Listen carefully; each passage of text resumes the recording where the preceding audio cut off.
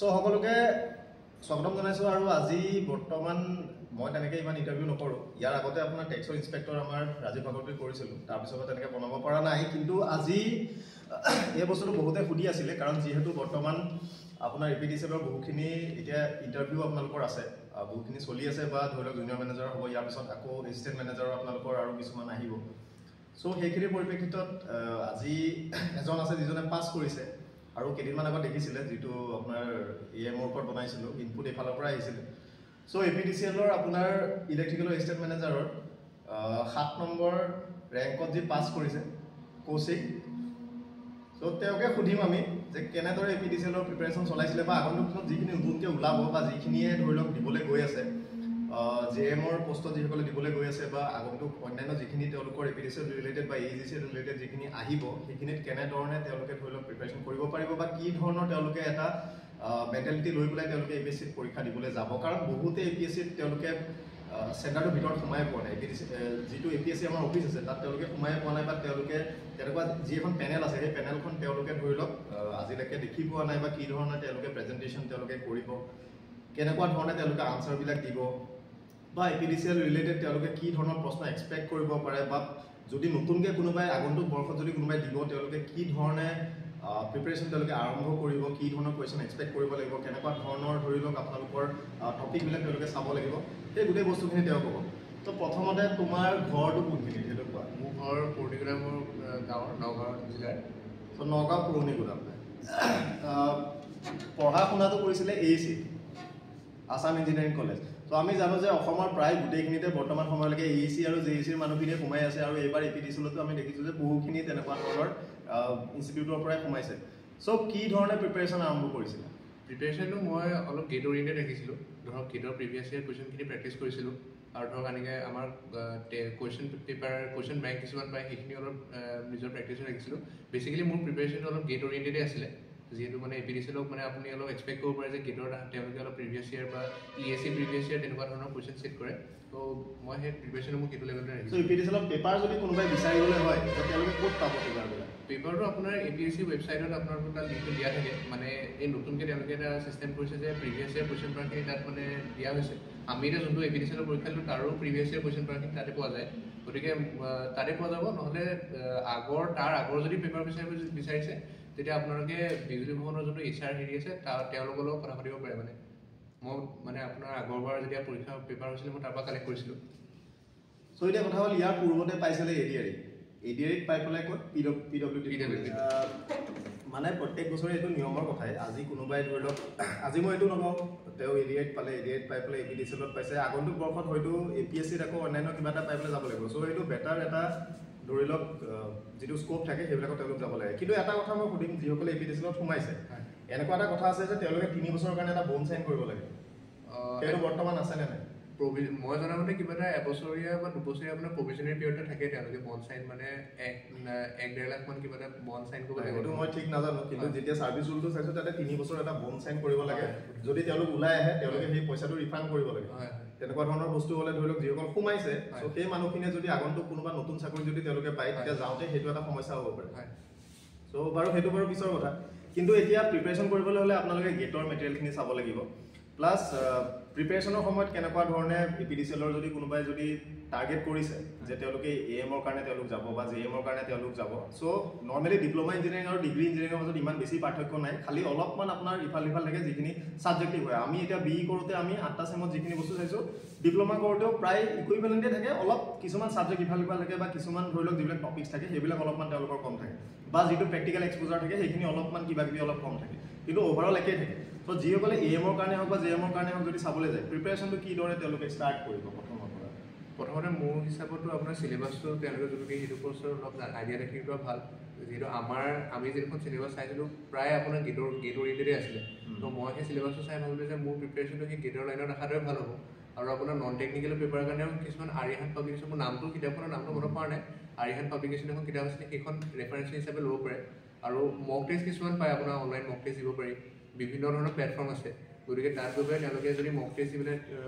মানে লাভ হ'ব, মই ভাবোঁ তেনেকৈ। চ' ৰিটাৰ্ণৰ পাছত যিটো ইণ্টাৰভিউ হয় APSCত, এতিয়া নৰ্মেল আমাৰ চিভিল ছাৰ্ভিচৰ ইণ্টাৰভিউবিলাক বহুত বেলেগ হয়। বেলেগ মানে এইটো কাৰণতে কাৰণ চিভিল চাৰ্ভিচেছত আপোনাৰ বহুতখিনি বস্তু সোমাই যায় যেনে ধৰি লওক আপোনালোকৰ আজি এডমিনিষ্ট্ৰেশ্যনৰ পৰা লৈ পেলাই আপোনালোকৰ কাৰেণ্ট এফেয়াৰ গোটেই অসমৰ চাৰিসীমাৰ পৰা লৈ পেলাই আমাৰ ইণ্ডিয়াৰ বস্তুৰ পৰা লৈ পেলাই বহুতখিনি বস্তু সোমায় কিন্তু APDCL হৈছে আপোনাৰ GS-খিনি আপোনালোকৰ কাৰেণ্ট এফেয়াৰ্ছখিনি থাকিবই কিন্তু তাৰ লগতে আপোনাৰ যিটো ছাবজেক্টিভ তেওঁলোকৰ হয় আজি APDCL হওক AEGCL হওক যিখিনি তেওঁলোকৰ ছাবজেক্টিভ বস্তু থাকে তেওঁলোকৰ ইঞ্জিনিয়াৰিং বেকগ্ৰাউণ্ডৰ পৰা যিহেতু তেওঁলোক সকলোখিনি ইঞ্জিনিয়াৰিং বেকগ্ৰাউণ্ডৰে হয় চ' সেই ইঞ্জিনিয়াৰিং বেকগ্ৰাউণ্ডৰ তেওঁলোকৰ বহুতখিনি প্ৰশ্ন তেওঁলোকক সুধিব বা তেওঁলোকৰ কোৰ যিখিনি তেওঁলোকৰ ছাবজেক্টছ আছে আৰু বেচিকেলি যিখিনি BE পৰা আহিছে তেওঁলোকৰ 8th চেমৰ যিখন তেওঁলোকৰ অপচনেল পেপাৰ থাকে সেই অপচনেল পেপাৰৰ ওপৰত বহুত গুৰুত্ব দিয়ে আৰু সেই বস্তুটো যদি আজি ইলেক্ট্ৰিকেলে হওক লাগিলে ITয়ে হওক বা যদি আপুনি জেনেৰেল বেকগ্ৰাউণ্ডৰ পৰা আহিছে HR-ৰ ক্ষেত্ৰতো আপোনাৰ APDCL-এ ৰিক্ৰুটমেণ্ট কৰে চ' HR-ৰ ক্ষেত্ৰতো যদি হয় আপোনালোকৰ যিখিনি কোৰ ছাবজেক্ট হয় সেইখিনি আপোনালোকে চাব লাগিব চ' ইণ্টাৰভিউৰ ক্ষেত্ৰত কিদৰে তেওঁলোকে এপ্ৰ'চ এটা লৈ পেলাই যাব মানে কেনেকুৱা ধৰণৰ প্ৰিপেৰেশ্যন কৰিব লাগিব বা কেনেকুৱা ধৰণৰ তেওঁলোকে কুৱেশ্যন এক্সপেক্ট কৰিব পাৰে আজিকালিতো আগৰ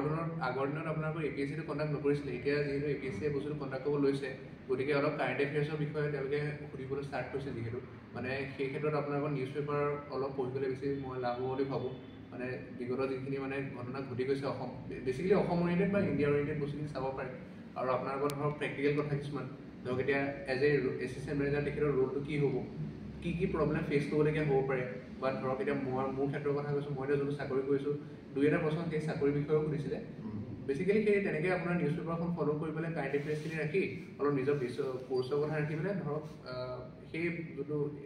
ধৰক টেৰিফ বা এনেকুৱা যথেষ্ট কিবা বেলেগ ধৰণৰ বস্তু আছে APDCL-ৰ পাৰিলে গতিকে সেই ৰিলেটেড বস্তুখিনি চালে মই ভাবোঁ টেকনিকেলৰ কেনেকুৱা ধৰণৰ কুৱেশ্যন এক্সপেক্ট কৰিব পাৰে টেকনিকেলত ধৰক বহুত ধৰণৰ আপোনাৰ ট্ৰান্সফৰ্মাৰৰ ওপৰত সুধিব পাৰে বা ধৰক এতিয়া মোক বিশেষকৈ মই লাগত থাৰ্মেলৰ ইণ্টাৰ্ণশ্বিপ কৰিছিলোঁ তো সেই থাৰ্মেল প্লেণ্টৰ কথা মোক সুধিছিলে তো মানে আপুনি সেইটো এক্সপেক্ট কৰিব নোৱাৰে যিকোনো ধৰণৰ বস্তু সুধিব পাৰে চ' APDCL-ত যদি আপোনালোক গৈছে যিখিনি আপোনালোকৰ কোৰ ছাবজেক্ট হয় সেইখিনি আপোনালোকে চাবই লাগিব লগতে যিখিনি ধৰি লওক আজি একেবাৰে সহজ আপোনালোকে APDCL হওক AEGCL হওক য'তেই আপোনালোকে কৰিব বিচাৰিছে তাৰ এটা ৱেবছাইট আছে প্ৰপাৰ এটা ৱেবছাইট আছে সেই ৱেবছাইটত আপোনালোকৰ কিমানটা প্ৰজেক্ট চলি আছে বা কিমানটা ফিল্ড অফিচেছ আছে অ'কে কিমানটা আপোনালোকৰ কেইজন AGM আছে কেইজন DGM আছে সেই বস্তুবিলাক আপোনালোকে অলপ চাব আৰু আজি যদি ক'বলৈ যাওঁ আজি এছিষ্টেণ্ট মেনেজাৰ সোমোৱাৰ পিছত আপোনালোকৰ প্ৰমোশ্যন বহুকেইটা আছে AM-ৰ পিছত আপোনালোকে ডেপুটি মেনেজাৰ হিচাপে আপোনালোকে পাব তাৰপিছত এছিষ্টেণ্ট জেনেৰেল মেনেজাৰ হিচাপে পাব ডেপুটি জেনেৰেল মেনেজাৰ হিচাপে পাব তেনেকৈ গৈ আপোনালোকে CGM পোষ্টলৈকে আপোনালোকৰ যদি টাইম থাকে আপোনালোকে পাবগৈ পাৰে চ' এইটো যথেষ্ট এটা ভাল হেৰি আৰু পে স্কেল যদি ক'বলৈ যাওঁ আজি APSC বহুত মানুহে চাই থাকে কিন্তু এই যি আমাৰ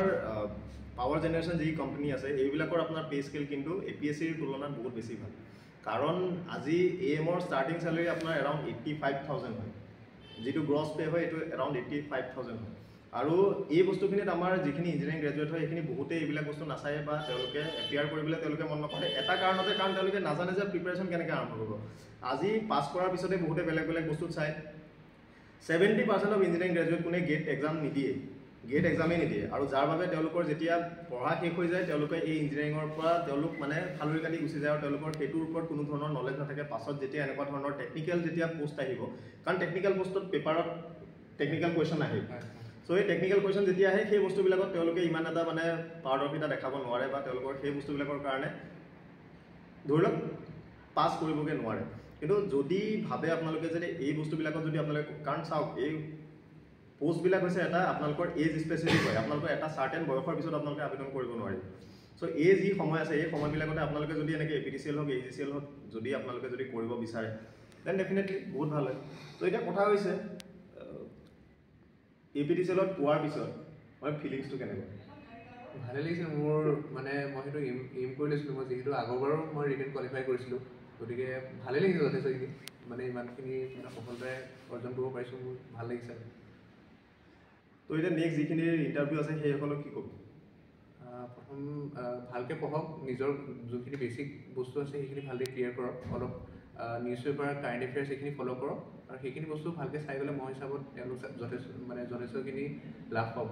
তো চিভিল ছাৰ্ভিচৰ ডকুমেণ্ট ভেৰিফিকেশ্যনৰ কথা আমি জানো APDCL-ৰ ক্ষেত্ৰত কিবা স্পেচিফিক বা তেনেকুৱা বেলেগ আছে নেকি যে তেওঁলোকৰ বহুতখিনি ইঞ্জিনিয়াৰিঙৰ আছে যিহেতু অল ছেমিষ্টাৰ মাৰ্কশ্বিট তেনেকুৱা ধৰণৰ কিবা কথা আছে নেকি যে সকলোৰে যদি ফাইনেল কনচলিডেটেডখন যদি লৈ যায় ফাইনেল যদি গোটেই মাৰ্কশ্বিটবিলাক যদি লৈ নাযায় তেনেকুৱা ধৰণৰ কিবা সমস্যা হ'ব পাৰে নেকি যিহেতু তেওঁলোকে কৈছে যে এখনমান কিবা ডকুমেণ্ট হেৰি হ'লে তেওঁলোকক কেঞ্চেল কৰিব পাৰে কিবা কৰিব পাৰে তেনেকুৱা ধৰণৰ কথা আছে নেকি তেনেকুৱা ধৰণৰ এতিয়া চাওক মানে আমাৰতো ইঞ্জিনিয়াৰিঙত 8টা ছেমিষ্টাৰ থাকে মোৰ যেতিয়া ডকুমেণ্ট ভেৰিফিকেশ্যন আছে মই 8খনে লৈ গৈছিলোঁ কিন্তু মোৰ লগৰ মানে ধৰক মোতকৈ আগত যোনে যাৰ ইণ্টাৰভিউ হৈছে তেওঁলোকক 8th ছেমিষ্টাৰ মাৰ্কশ্বিট যিহেতু মানে তাতে আমাৰ গোটেই ৰিজাল্টৰ হেৰি হৈ থাকে ডিছপ্লে হৈ থাকে গতিকে তেওঁলোকে সেইখনেই দিছিলে আগৰ হয়তো এইটো বহুত কুৱেৰি মোৰ আহিছে যে যিসকলৰ ধৰি লওক এইটো সঁচা কথা বহুতৰ বেক লাগে ইঞ্জিনিয়াৰিঙত চ' মাৰ্কশ্বিট কাৰোবাৰ ইমানখিনি থাকে কাৰোবাৰ ইমানখিনি থাকে চ' আপোনালোকৰ যদি গোটেইখিনি নাই কনচলিডেটেডখন লৈ গ'লেও আপোনালোকৰ সেইটো একচেপ্ট কৰিব সেইটো লৈ পেলাই ইমান চিন্তা কৰিবলগীয়া নাই আৰু বৰ্তমান হৈছে ইণ্টাৰভিউত যাওঁতে আপোনালোকে ধৰি লওক প্ৰেজেণ্টেবল হৈ যাব আৰু কুৱেশ্যন যিহেতু ক'লে আপোনালোকৰ কাৰেণ্ট এফেয়াৰ্ছৰ পৰা লৈ পেলাই আপোনালোকৰ যিখিনি টেকনিকেল লাইনৰ যিখিনি বস্তু আছে সেইখিনি আপোনালোকে গোটেইখিনি চাই যাব APDCLত যদি কৈছে আপোনালোকৰ কাৰেণ্ট আপোনালোকৰ গোটেই ফিল্ড অফিচবিলাক কেনেকৈ ফাংচনিং কৰে বা কেনেকুৱা ধৰণৰ আপোনালোকৰ ইলেক্ট্ৰিচিটি ছাপ্লাইটো কেনেকুৱা হয় ছাপ্লাই চিষ্টেমটো কেনেকুৱা হয় সেই গোটেই বস্তুখিনি আপোনালোকে চাই যাব চ' ঠিক সেইদৰে AECLত যদি আপোনালোকে যায় জেনেৰেশ্যন আমাৰ যিমানকেইটা চলি আছে যিমানকেইটা আমাৰ প্ৰজেক্ট চলি আছে সেইকেইটা বস্তুৰ বিষয়ে জানিব লাগিব কিমান মেগাৱাট তাতে উৎপন্ন হয় সেই বস্তুখিনি আপোনালোকে জানিব লাগিব বা ফাংচনিং কেনেকৈ হয় কাৰেণ্ট কেনেকৈ উৎপন্ন হয় তাৰ পৰা তাত কি আপোনালোকৰ পাৰ্টছ আছে বা কেনেকুৱা ধৰণৰ ট্ৰান্সফৰ্মাৰ কেনেকৈ কাম কৰে বা ইলেক্ট্ৰিচিটি আপোনালোকৰ জেনেৰেট কৰোঁতে কি তাত বস্তু দৰকাৰ হয় তেনেকুৱা ধৰণৰ গোটেই বস্তুখিনি আপোনালোকক লাগিব চ' এইখিনি বস্তু চাই যাব আৰু আই থিংক আপোনালোকৰ পৰীক্ষাৰ ক্ষেত্ৰত বহুতখিনি হেল্প হ'ব বুলি ভাবোঁ চ' আকৌ কংগ্ৰেচুলেশ্যনছ পাছ কৰাৰ কাৰণে নতুন এটা আকৌ চাকৰিত যাবই আৰু তো এই পষ্টবিলাক আপোনাৰ বেকলগত যাবই উপায় নাই তো সেইটোতো আৰু নিয়মেই এইবাৰো আপোনালোকৰ APSCত বহুতখিনিয়ে পাছ কৰিছে চ' এইটো এটা ৰেগুলাৰ প্ৰচেছ সেইটো উপায় নাই কিন্তু ভাল এনেকৈ যিসকলে তেওঁলোকৰ এটা টাৰ্গেট বান্ধি লৈছে তেওঁলোকে টাৰ্গেটটো যদি এচিভ কৰে সেইটো যথেষ্ট ভাল আৰু আপোনালোকে চাওক আজি কোনোবা যিসকলে পাছ কৰিছে তেওঁলোকৰ লগত আপোনালোকে কমিউনিকেট কৰিবলৈ চাব তেওঁলোকৰ পৰা আপোনালোকে যিবিলাক কোচিং চেণ্টাৰ আছে সেইবিলাকতকৈ বৰ বেছি ভালকৈ তেওঁলোকে আপোনালোকক গাইড কৰিব পাৰিব কাৰণ তেওঁলোকে একচুৱেলি সেই বস্তুটো যেতিয়া ফেচ কৰি আহিছে সেই বস্তুটো ফেচ কৰি আহোঁতে তেওঁলোকে সেই কথাবিলাক যিটো প্ৰেক্টিকেল এক্সপিৰিয়েঞ্চ হয় প্ৰেক্টিকেল এক্সপিৰিয়েঞ্চটো তেওঁলোকৰ ভালেমানখিনি আছে চ' সেইখিনি তেওঁলোকৰ পৰা আপোনালোকে লাভ পাব পাৰিব ত' ইমানেই আছিলে 7 number rank all Assam APDCL assistant manager electrical চ' আগন্তুক দিনত যদি আপোনালোকৰ কিবা যদি প্ৰয়োজন হয় আপোনালোকে কমেণ্ট কৰিব পাৰে আপোনালোকে কমেণ্টত জনাব পাৰে কিবা যদি আপোনালোকৰ প্ৰয়োজন হয় সেইখিনি আপোনালোকক হেল্প কৰিব ট্ৰাই কৰিম থেংক ইউ